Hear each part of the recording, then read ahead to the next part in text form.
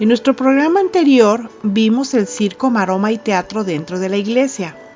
Hoy responderemos a la pregunta, ¿pactar con Dios? Yo creo que para nadie que se desenvuelva en el ámbito cristiano es desconocido que hace ya bastante tiempo muchos pastores y predicadores en su iglesia y hasta en las maratónicas en la televisión cristiana, la enseñanza es que se puede pactar con Dios, donde el principal invitado a ese pacto es caballero don dinero. No es raro ver a los incrédulos comportarse amadores del dinero, pero lo que sí sorprende es ver a quien se dice hijo de Dios realizar la práctica de idolatrar al dinero, ofreciendo a Dios todo tipo de ofrendas e incluso haciéndole promesas de que si se les cumple lo que pidieron y por lo que pactaron, predicarán el evangelio. Personalmente y por testimonio de lo que enseñan las Escrituras, estoy completamente en desacuerdo con estas prácticas que solo se ven en las religiones paganas y no en la del Dios viviente del que habla la Biblia. Por eso las rechazo de manera enérgica y categórica. Es lamentable ver que esta práctica se está extendiendo dentro de la iglesia y todo por no leer la Escritura para saber lo que Dios nos dice. Por eso tenemos que entender que todo debe estar 100% respaldado por ella. Y cuando digo todo, es todo. Porque esas prácticas son inventos de los hombres que se basan en sus propias concupiscencias de dinero y de poder. Pero para entenderlo, vamos a ver lo que es un pacto en la Biblia.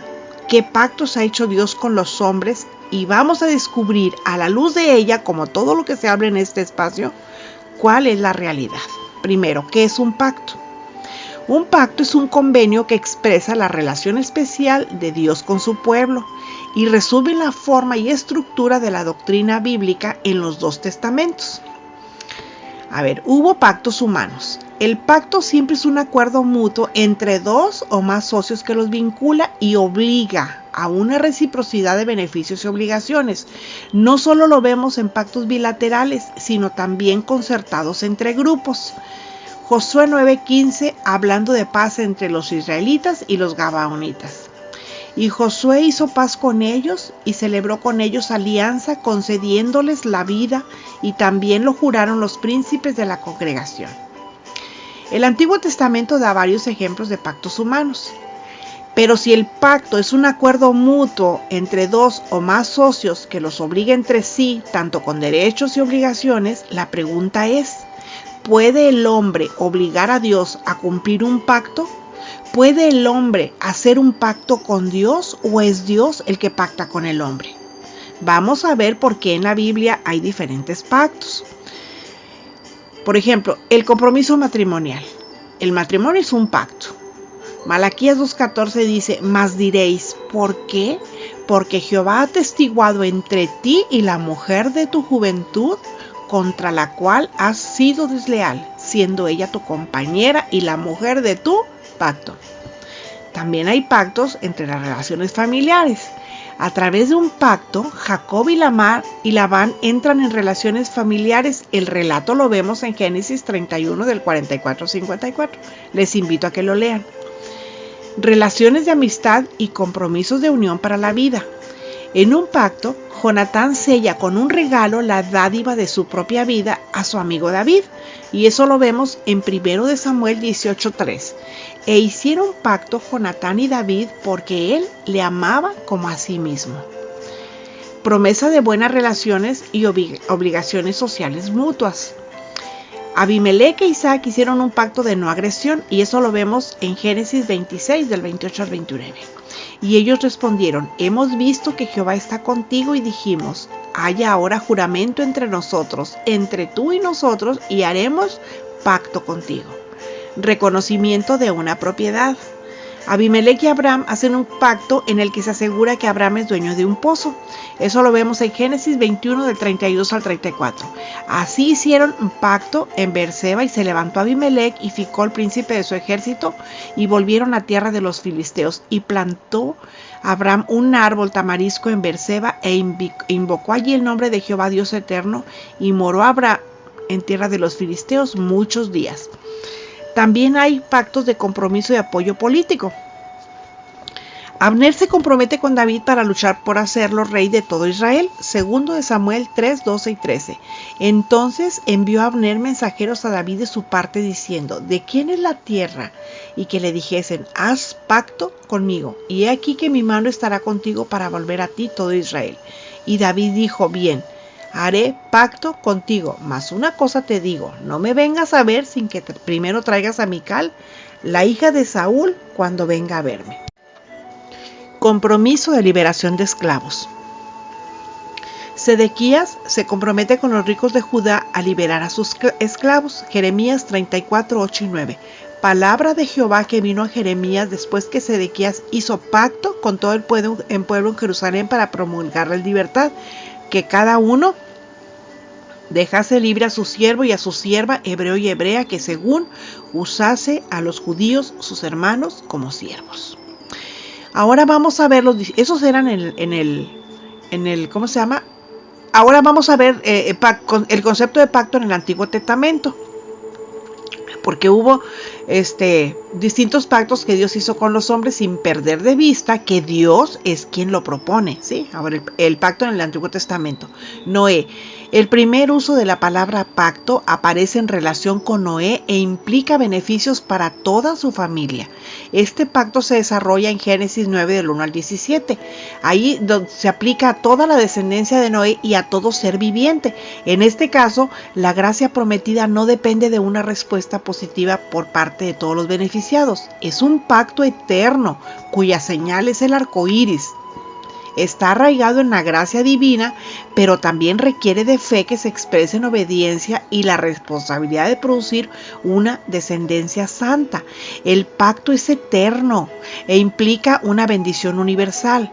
Este pacto se puede considerar como una renovación del pacto con Adán y un avance o adelanto del pacto de salvación que hizo con Abraham. Como vemos, en este pacto Dios es el que propone y dispone. A Noé solo le queda aceptarlo y obedecerlo. También hizo pacto con Abraham. En el pacto con Abraham, renovado con Isaac y Jacob, tenemos la expresión clásica del pacto divino y se transmitió por dos tradiciones. En Génesis 15, Dios le promete a Abraham un hijo, y en Génesis 17, la circuncisión como señal del pacto. Las bendiciones prometidas incluyen una descendencia santa y numerosa, la posesión de la tierra de Canaán y la reconciliación con Dios. La tercera promesa se expresa en Génesis 17:7, cuando le dice: yo seré tu Dios y el de tu descendencia después de ti. Y muestra que, como en los casos de Adán y Noé, el pacto divino no se limita a la relación entre Dios y el individuo que originalmente recibe las promesas. Sin embargo, la exclusión de Ismael en Génesis 17 del 18 al 21 y Esaú en Romanos 9, 6, 13 muestra que aún en el Antiguo Testamento la descendencia física no garantiza el cumplimiento automático de todas las bendiciones prometidas en el pacto. Las promesas se cumplen para los hijos de los hijos, pero con la condición de que posean una actitud de fe hacia Dios y estén calificados como los que guardan su pacto y los que se acuerdan de sus mandamientos para ponerlos por obra. Una vez más, vemos que Dios es quien propone el pacto y marca sus condiciones a seguir. Nadie le pone o le quita, solo Dios. También hay el pacto con David. El pacto que hizo con David desarrolla la antigua promesa de una descendencia santa. Se anuncia en Samuel 2:7 del 12 al 17. Se recuerda con júbilo y en última instancia es mesiánico. El siervo de Jehová se llama pacto en Isaías 42:6, puesto que incorpora todas las bendiciones y cumple todas las estipulaciones. Ahora, el nuevo pacto. El nuevo pacto prometido en Jeremías 31 del 33 al 34 es otra renovación del pacto con Abraham e Israel. Su continuidad con los pactos anteriores se muestra en los siguientes hechos. Vamos a ver, número 1. Es un mismo Dios que establece el pacto. Se hace con un mismo pueblo. Las estipulaciones abarcan esencialmente la misma ley antigua. La promesa fundamental es una misma: yo seré tu Dios y tú serás mi pueblo. Ahora, los nuevos elementos en la renovación del pacto recalcan una interiorización más profunda de la ley, o sea, meterse más en la ley, conocer más la ley, una nueva fuerza moral e interior que resulta del nuevo pacto, y un nuevo pacto sobre la universalidad del conocimiento de Dios entre su pueblo. Otra vez vemos que Dios es el que hace el pacto, pone sus condiciones y los alcances. El hombre en nada interviene, ¿sí? Ahora vamos a ver el concepto de pacto en el Nuevo Testamento. La promesa de un nuevo pacto, o sea, una renovación decisiva y final del pacto eterno, se cumplió en Jesucristo. Y eso lo vemos en 2 Corintios 1, 19 al 20.